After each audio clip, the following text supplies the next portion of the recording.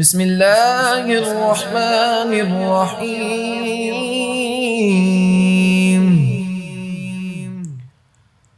والفجر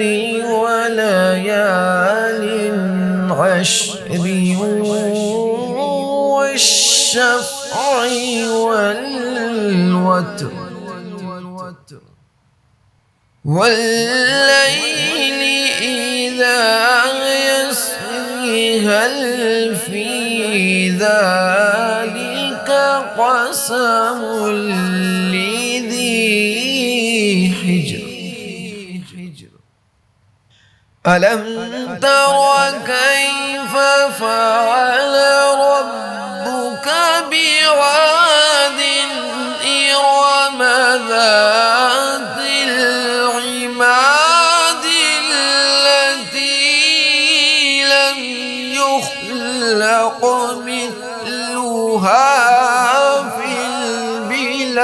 البلاد وثمود الذين جابوا الصخر بالواد وفرعون ذي الأوتاد الذين طغوا في البلاد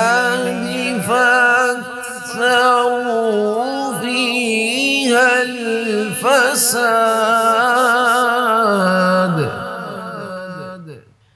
فصب عليهم ربك صوت عذاب إن ربك لبالمرصاد فأما الإنسان إذا ما ابتلاه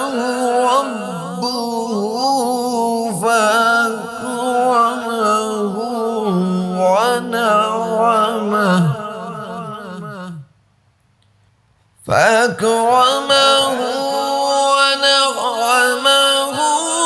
فيقول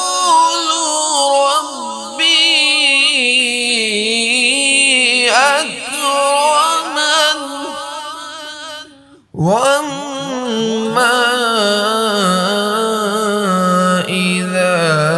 ما ابتلاه فقدر عليه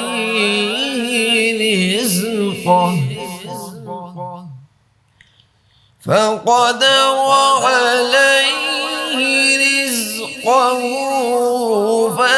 فيقول ربي أهانن صدق الله العظيم.